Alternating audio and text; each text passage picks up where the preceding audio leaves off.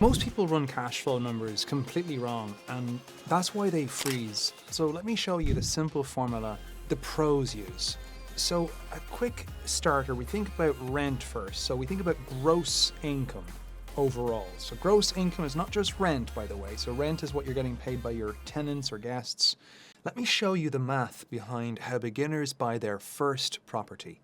No hype, just real numbers. You see, most people overestimate what they need and underestimate what's possible with a simple beginner-safe plan.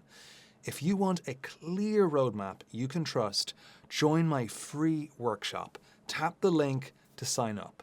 There's also income that you could be making. Let's say that you have basement washer and dryer that you're charging money for, or storage in the basement, or bicycle storage, or whatever, things like this, right? Could be anything. Could be even you have, a vending machine, right? Any income you're making whatsoever. So all the income, even parking, etc., if you're charging for parking, all the income, then you subtract realistic expenses, what is known as operating expenses, to get your net operating income.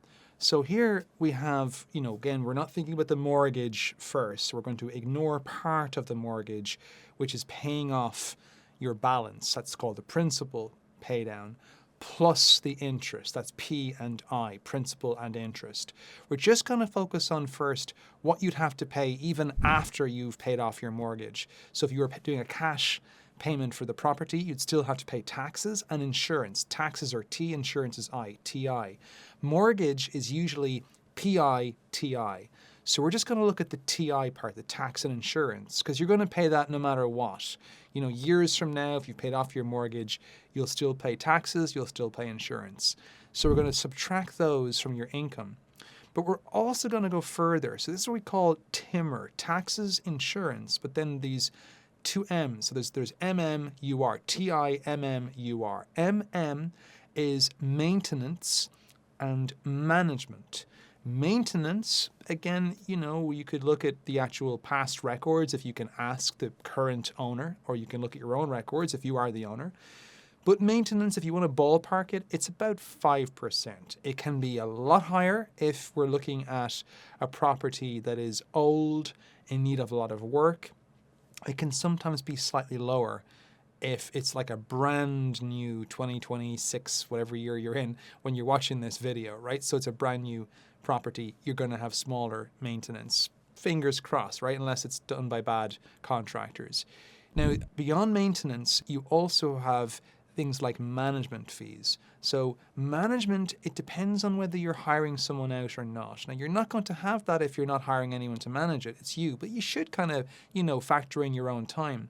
Now, typically, you can get this from your own property manager. They'll tell you, oh, we're charging you 5% or 10% or even 20%. Depends on, is it long-term? Could be closer to 5, maybe even 10% some places. If it's medium-term, it's usually 10 to 15%. And if it's short term, it's usually 13, 14, 15 to 20, 25, 30% even in some cases. So really, the variation can be quite big, but you want to subtract realistic maintenance. For most of you, management. For most of you, you're probably thinking about long-term renting, then it's going to be 5% you can typically take, or 10% in your area. So that's your management. Now, beyond management, you have utilities. Now, you can try to project, if you were renting yourself in the area, you can try to project what you think the actual utilities are going to be. Now, it could be the case that you're not covering most of the utilities, especially for long-term renters. So they may pay the electric, they may pay if there's gas or if there's oil. In some cases, they may even pay the water, right? If there's water bills. You're basically maybe prorating, etc. So it could be that, could be water, it could be other things as well. So you look at the utilities, and that can be something that can be quite a shock if you're doing medium term or short term, or if you're basically doing a rent where your utilities are included, it could skyrocket because renters, when they don't have to pay for things, well, they'll put the heat on, they'll open the windows when it's middle of January, freezing northeast weather, and they'll also basically blast the cold air coming out of the air conditioning, but they'll keep the windows open in the hot summer, right? So they'll not take care of it because it's not theirs if they're renting, if they're getting the utilities paid for. So you have to keep kind of look into what you're doing here. For short-term renting, your utilities are going to go through the roof because you're going to cover the utilities for short-term rental typically. Now, beyond utilities, and this is kind of Going a bit further than normal is reserves. Reserves are just in case you have to do something long term. Typically, you can think about this like around about 1% of the property price. That's per year. So if it's a $100,000 property, probably $1,000 per year. If it's $1 million property, $10,000 per year. So you divide that by about 12 to get 1 month, and that gets you around 800, 866 or thereabouts. Now the 5%, by the way, for the maintenance, this was to do with the 5% of the gross rent. The 5% for the management, if that's the case, that's usually to do with gross rent. Whereas now we're looking at reserves, we're talking about the property price. It's 1% of the property price, not the actual rent you're earning, but the property price. That's a good rule of thumb. Again, it can vary quite a lot. If you have past records, you can really look it up. Maybe some years you get off scot-free, nothing goes wrong, and then some years a lot. Like, these numbers are just to divide things like, for instance, replacing the roof, because it's not like every year you got to replace the roof. So it's more kind of like getting an average in an area. It could be higher or lower depending on how old and how much deferred maintenance there is. Now, reserves kind of do look into capital expenditures or CapEx. They cover CapEx. That's really around about that kind of 5%. So principal and interest, we haven't really talked about this. This is also something, if you've got a mortgage and you're a beginner, you need to subtract that as well if you've got a mortgage, because that's going to give you an impact on your cash flow. Like, yeah, it's not part of net operating income. Sure, it doesn't get into the capitalization rate.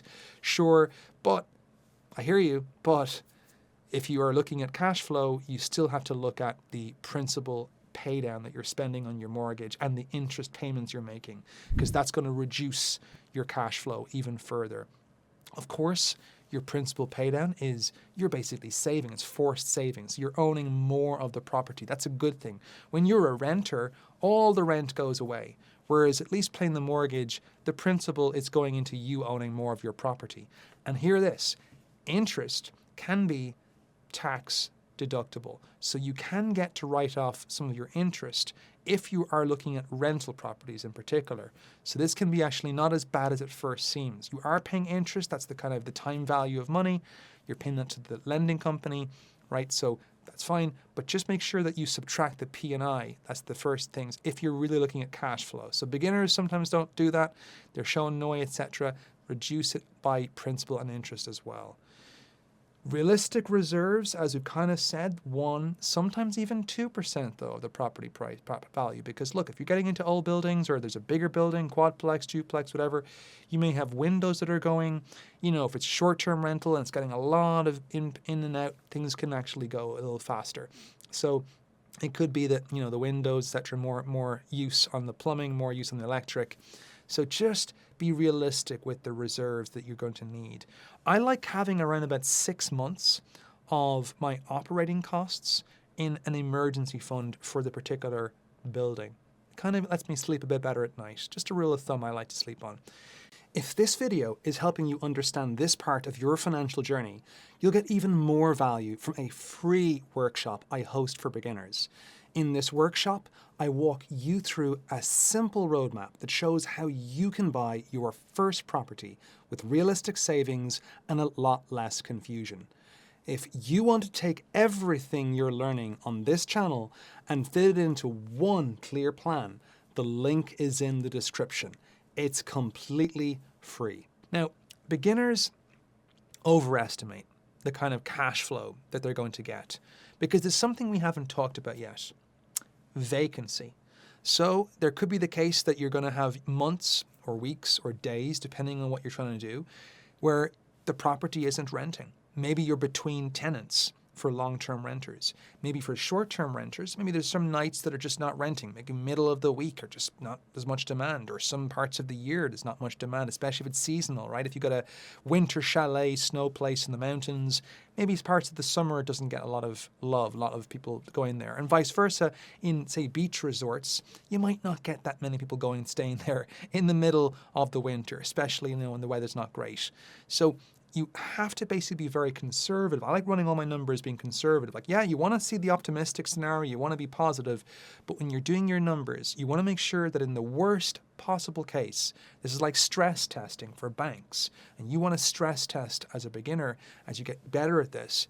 So just don't overestimate the cash flow, because, you know, vacancy, again, it could be 5%. It depends on the area, depends on where you're going, depends on how good your management skills are, your property manager. If it's short term, it's a completely different kettle of fish. So there it could be 20%, 25%, you know, of a month that might not be rented. Again, it could be even 50%. You really need to go market specific and your own skill level, or whoever's running it for you.